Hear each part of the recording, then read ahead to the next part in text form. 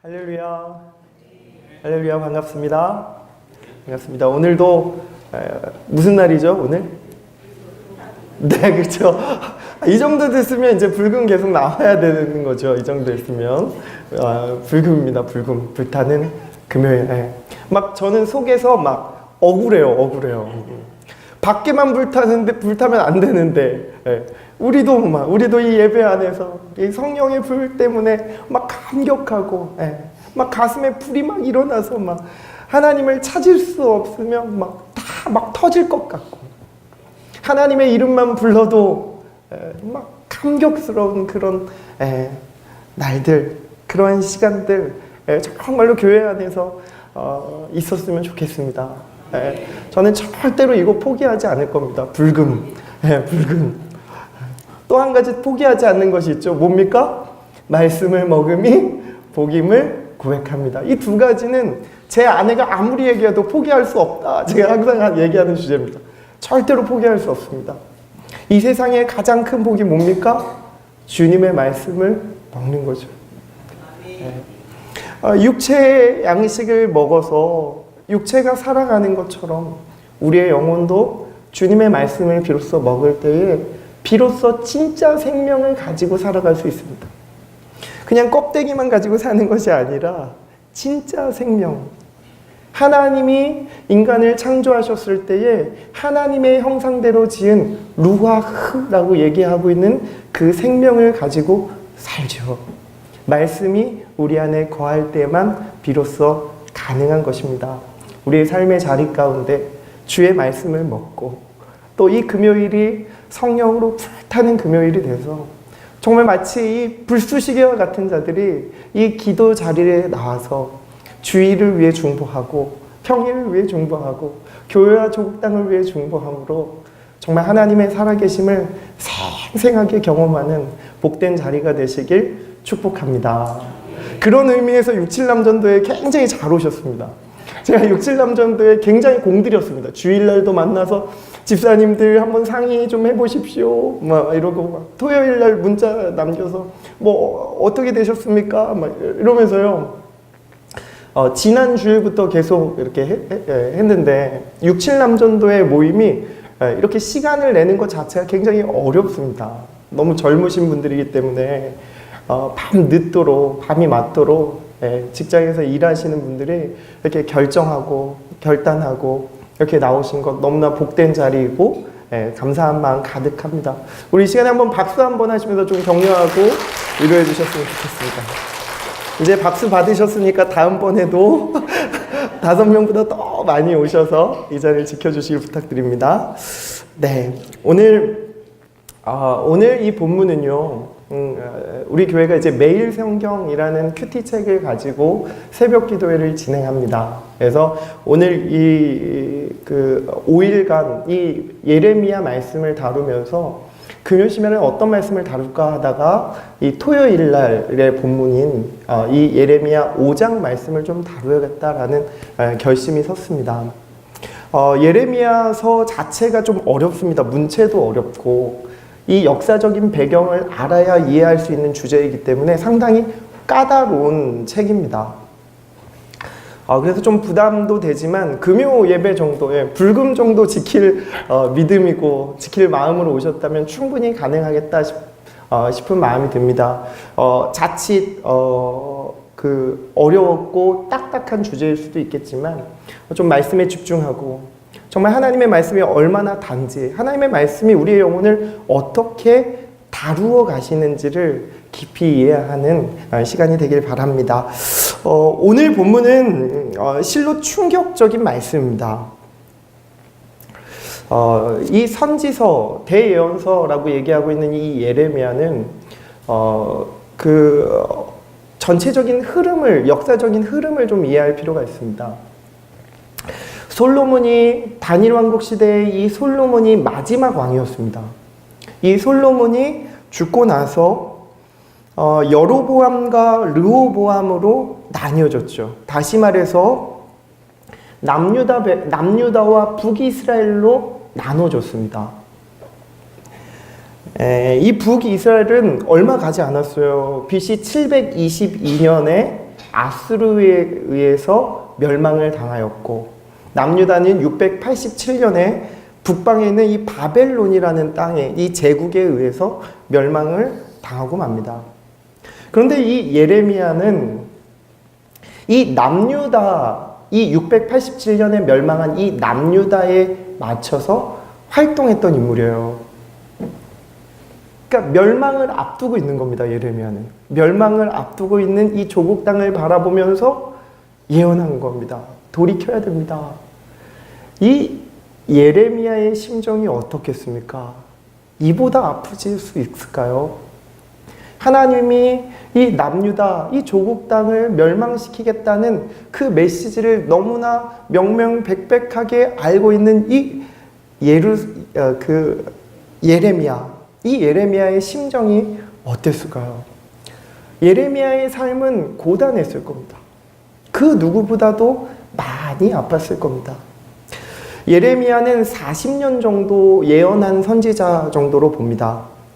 시기를 보면 예레미야가 활동했던 시기를 BC 627년에서부터 그 남유다가 멸망한 587년, 한 약 40년간의 시기를 선지자로서 사명을 감당했죠.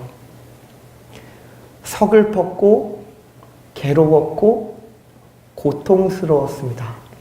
그래서 예레미야를 별칭이 있죠. 뭐라고 부릅니까? 눈물의 선지자. 안 흘리려야 안 흘릴 수가 없어요. 안 울고 싶은데 안 울 수가 없는 이 사태, 그것이 예레미야였습니다. 예레미야의 삶의 자리였죠. 그러면 이 남유다 백성들이 어떻게 패망을 합니까? 100여 년 전 이 북이스라엘이 멸망한 것을 봤습니다. 우상 숭배를 통해서, 하나님이 아닌 우상 숭배를 통해 북이스라엘이 멸망했어요. 근데 멸망 사건을 보았음에도 불구하고 똑같은 절차를 밟아서 남유다도 동일하게 멸망했다라는 겁니다. 패망의 이유가 분명했다는 거예요. 북이스라엘도 마찬가지였지만 남유다 백성들도 세상이 만든 조직, 돈, 예술, 문화, 건축, 이런 것들이 아주 절실한 것들로 여겨졌습니다. 그래서 거기에 자신의 마음을 이미 많이 빼앗겨 버렸어요. 그랬더니 어떻습니까? 자신의 마음을 하나님께 둘 수가 없었어요. 여전히 제사를 드렸고 여전히 예배를 드렸지만 마음 중심을 하나님께 다 쏟아내기가 어려웠다라는 말씀입니다. 단 한 번도 제사를 놓친 적 없습니다. 이스라엘 백성들이 단 한 번도 제사를 놓치지 않고 꾸준히 반복해서 제사의 자리로 들어갔지만 그의 마음 중심에는 온전히 하나님을 향한 마음을 다 담아내지 못했다는 거예요. 왜 그렇습니까? 그의 마음에 문명, 잘 사는 것, 잘 먹는 것, 이런 것들이 마음을 자리 잡고 있었기 때문에 그렇습니다. 우리와 마치 많이 닮았죠? 많이 닮았습니다. 우리도 하나님 앞에서 명령과 이 명예와 돈과 권력, 지위, 이런 것들이 하나님보다 더 앞설 때가 많지 않습니까? 결정의 문제 앞에 섰을 때에 이런 것들이 더 우선이 될 때가 얼마나 많이 있습니까? 이스라엘 백성들도 그랬습니다. 이것들에게 마음을 두었기에 결국은 모든 근원이신 하나님을 저버렸습니다. 찾지 않았습니다. 우리의 삶은 어떻습니까? 하나님 없이도 혹시 잘 살고 있지 않습니까? 그냥 교회에 한두 번 나오는 것, 그걸로 위안 삼으면서 그렇게 편안하게 괜찮아 그러면서 이렇게 자기 만족에 의해서 그렇게 삶을 살아가고 있지는 않습니까? 이것이 크리스찬의 삶이야 그러면서 일주일에 한 번씩 와서 회개하고 자신의 재정의 일부를 하나님 앞에 떼어드리면서 마치 많은 부분들을 드린 것처럼 생각하고 그렇게 위안받으며 신앙생활하고 있지는 않습니까? 대부분의 많은 사람들이 이렇게 살죠. 문제는 무엇이냐? 하나님을 그렇게 제쳐놓고도 잘 산다는 거, 이게 정말 문제입니다. 신호등으로 치면 그 사태는 어떤 사태냐? 적신호죠. 적신호입니다. 멈춰 서야 됩니다. 하나님이 없이도 내 인생이 그럭저럭 사라지게 된다면 멈춰 서서 돌이키셔야 됩니다. 돌이키는 흉내만 내지 않고 내 돌이켜야지 라는 결정과 결심이 아니라 마음 깊은 곳에서 하나님이 그리워지고 하나님이 찾게 되고 신음하게 되고 그런 일들이 중심으로부터 일어나야 된다라는 것이죠. 막 세상의 것들이 미워지는 겁니다. 세상의 것들이. 막 하나님을 사랑하지 못하게 만드는 그런 요소들을 막 미워하고 막 싫어지는 겁니다. 그런 상태가 반드시 우리의 삶의 자리 가운데 있어야 됩니다. 그렇지 않다면 똑같이 북이스라엘과 같이 남유다와 같이 우리는 패망이 선언된 자, 그런 자로 살 수밖에 없습니다. 예레미야 4장 말씀을 보면 하나님께서 남유다의 심판을 결정하셨습니다. 너희들 이 바벨론이라는 몽둥이를 들고 이 남유다를 패망하겠다라고 하나님이 결정하셨어요. 그리고 이미 환상도 보여주셨습니다. 그래서 예레미야가 탄식을 합니다. 바벨론이 예루살렘을 정복하는 이 환상을 보면서 어이없고 예레미야는 탄식합니다. 그런데 여러분, 하나님의 마음은 어떻겠습니까? 바벨론이라는 몽둥이를 들고 계시는 그 하나님은 어떻겠습니까? 하나님도 탄식입니다. 하나님은 그 무엇보다도 마음이 아프시죠. 패망을 보는 이 조국 백성, 이 하나님의 백성인 언약 백성의 패망을 바라보는 하나님의 마음은 더 괴롭고 더 깊은 탄식에 빠졌습니다. 하나님은 애굽에서 이스라엘을 건지실 때에 기대와 희망을 가지셨습니다. 언약 백성으로서 하나님의 영광을 드러내는 자로 살기를 기대했습니다. 그러나 이런 하나님의 기대와는 다르게 이들의 끝은 패망이었죠. 한번 예레미야 4장 22절 말씀입니다. 4장 22절 말씀을 한번 다 같이 읽어보겠습니다. 4장 22절입니다. 같이 읽습니다. 내 백성은 나를 알지 못하는 어리석은 자요, 지각이 없는 미련한 자식이라. 악을 행하기에는 지각이 있으나 선을 행하기에는 무지하도다. 하나님께서 내 백성이라는 부르는 자들이 하나님을 알지 못하는 어리석은 자요, 지각이 없는 미련한 자식이라 라고 칭합니다. 어리석기에 하나님을 알지 못하고 그분을 모른다는 거예요. 예언자를 통해 돌아오라라는 그 하나님의 말씀 앞에 엎드려지지 않는 겁니다. 흉내만 내죠, 흉내만. 제대로 반응을 보이지 않습니다. 그래서 하나님은 남유다의 멸망을 결정하셨습니다. 선언하셨습니다. 그런데 문제가 있습니다. 예레미야 4장 28절을 한번 보십시오. 하나님의 마음이 어떤 거예요? 유다의 멸망에 대해서 하나님은 후회하지도 않으시고 마음을 바꾸시지도 않겠다고 얘기하십니다. 4장 28절에 멸망에 대해서 후회하지 않으시겠대요. 마음을 바꾸시지 않겠다는 겁니다. 이게 엄청난 일입니다. 하나님이 마음을 안 바꾸시겠대요.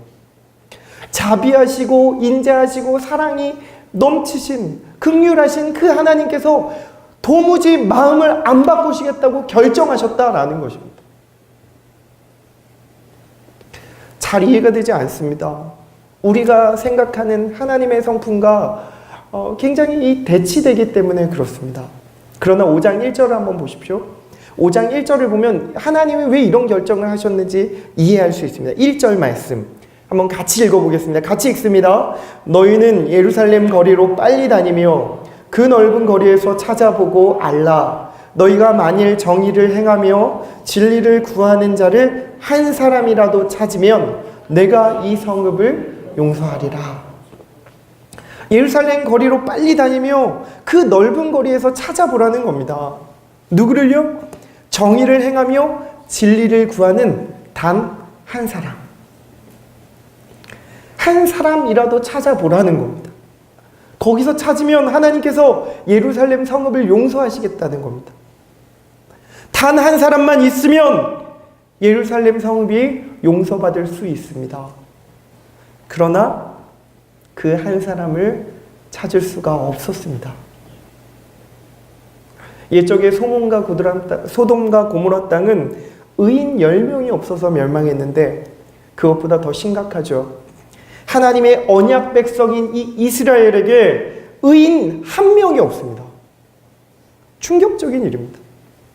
예루살렘의 용서는 의인 한 명만으로도 가능했습니다. 그러나 의인 한 명이 없어서 멸망을 피하지 못했습니다. 다른 성읍도 아닙니다. 여호와의 성전과 다윗 왕조가 있고 여호와의 율법이 선포되는 예루살렘에서 단 한 명의 의인도 없었습니다.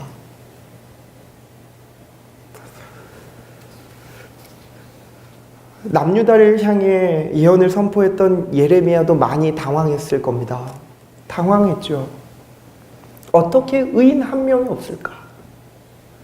하나님이 선택한 이 예루살렘에서 어떻게 의인 한 명이 없을까? 당황했을 겁니다. 속으로 이렇게 생각하지 않았겠습니까? 아니야. 찾아보면 있을 거야. 그러면서 오히려 자신의 귀와 눈을 의심하지 않았겠습니까? 당시 예루살렘에는 여호와의 이름을 부르는 자들이 많았습니다. 그리고 모두가 여호와의 이름으로 맹세했습니다. 하나님께 자신은 속해 있다라는 증거로 하나님의 이름으로 맹세했다라는 말씀이에요. 그런데 여러분 2절을 보십시오. 하나님이 뭐라고 하십니까? 여호와의 이름을 부르고 섬기며 맹세하지만 실제로 그들은 말하는 것과 사는 것이 다르다는 겁니다.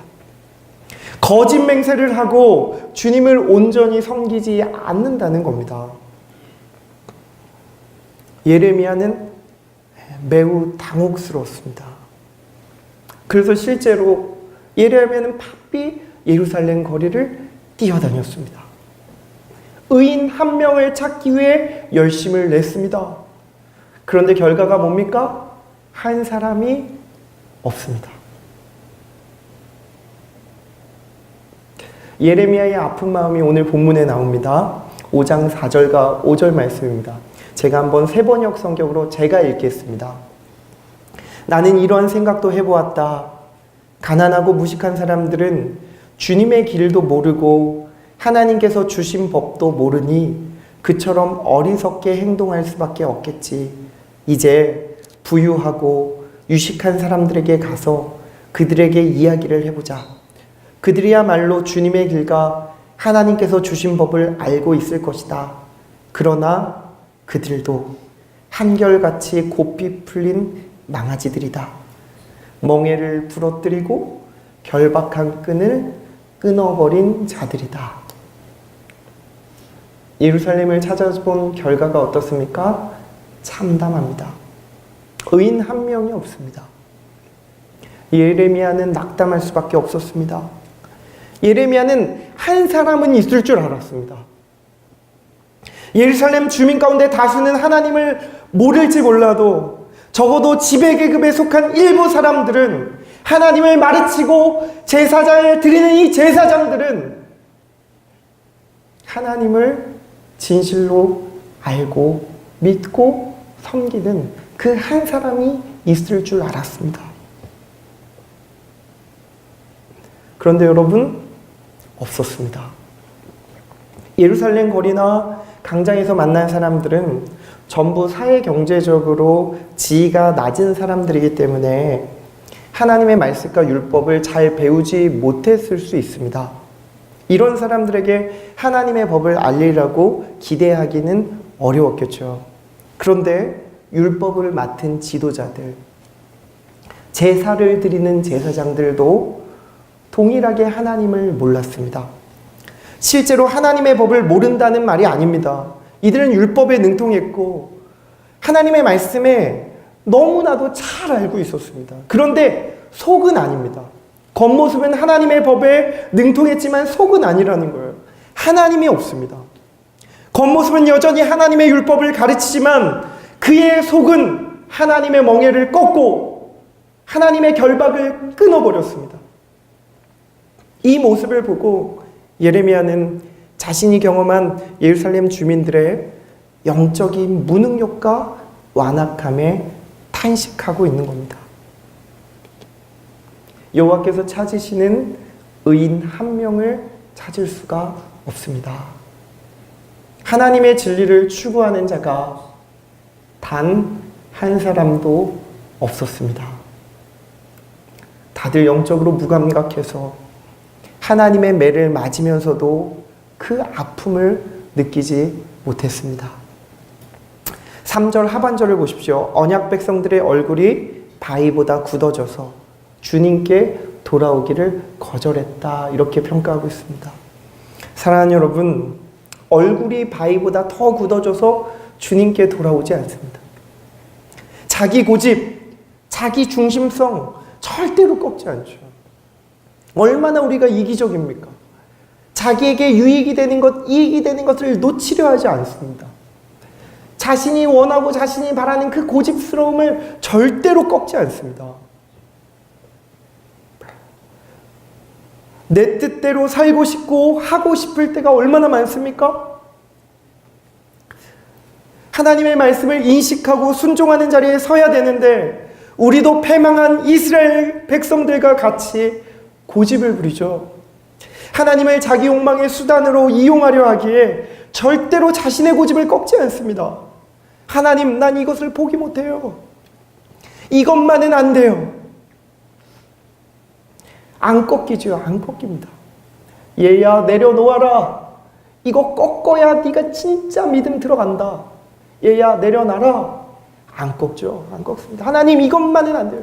이거는 목숨과도 같아요. 그러면서 안 꺾습니다. 안 꺾습니다.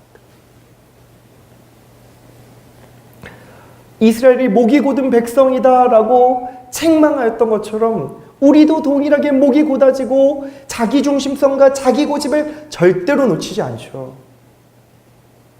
사랑하는 여러분, 주님의 말씀을 비추어 보셔야 됩니다. 성령 하나님의 깨달으심과 그 감동하심에 따라 하나님의 말씀이 깨달아지셔야 되는 거죠. 제가 단위에 서기 전에 하는 것이 있습니다. 그게 뭘까요? 거울을 보는 겁니다.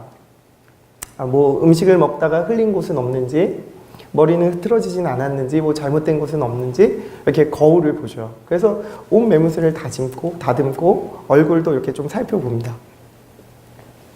네, 거울을 봐야 제대로 볼 수 있습니다. 마찬가지입니다.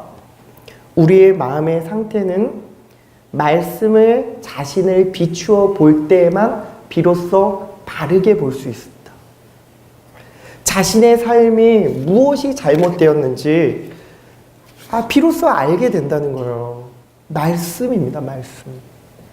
하나님의 말씀이 성령의 도우심으로 깨달아질 때에 비로소 나의 실제를 바르게 보게 되는 겁니다. 그러나 우리는 고집이 세기 때문에 하나님의 말씀을 들으려고 하지 않습니다. 어쩌면 말씀을 계속 듣지 않았기 때문에 고집이 더 세어졌을지도 모르겠습니다. 양자 다 고집이 센 거죠. 절대로 꺾지 않습니다. 오늘 시대를 살아가는 사람들은 이처럼 아주 고집이 센 사람들입니다. 자신의 삶을 돌보지 않은 채 발전과 수익과 이익만을 추구하죠. 자신의 업적과 목적을 이루기 위해 전력 투구합니다. 자신의 마음이 어떤지 자신의 영적 상태를 돌보지도 않고 그 목적과 업적을 이루기 위해 전력 투구하죠. 다 내어던집니다.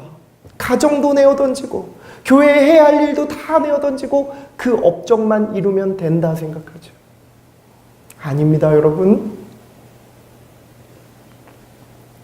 이것은 목이 곧은 이스라엘 백성과 같고 고집이 센 이스라엘 백성들의 모습입니다. 한번 내려놓아 보십시오. 주님 때문에 기꺼이 포기해 보십시오. 내 고집을 꺾을 때만 주어지는 하나님의 평안이 맛보게 될 것입니다. 주 안에 사랑하는 여러분, 하나님을 진실로 만나고 경험하길 원하십니까? 하나님의 평안과 기쁨이 주시는 그것이 진짜 무엇인지를 실제로 경험하길 원하십니까? 그렇다면 내가 하나님 앞에 고집 부리고 있는 것이 무엇인지를 바르게 보셔야 합니다. 그리고 기꺼이 주님 때문에 말씀에 순종하여 고집을 꺾어 보십시오. 포기해 보십시오. 기꺼이 주님 때문에 내려놓아 보십시오. 그때 비로소 우리가 이해하고 우리가 상상할 수 없는 하나님의 신비와 하나님의 은혜가 우리의 삶 가운데 비로소 경험되어지게 될 것입니다. 이러한 기쁨과 감사가 넘치는 삶, 그것은 바로 우리의 고집을 꺾고 자기 중심성을 내려놓고 하나님의 말씀에 자신을 비추어 볼 때만 가능하다는 사실을 믿고 주 앞에 오늘도 자신을 내어드리는 귀한 시간 되시길 축복합니다.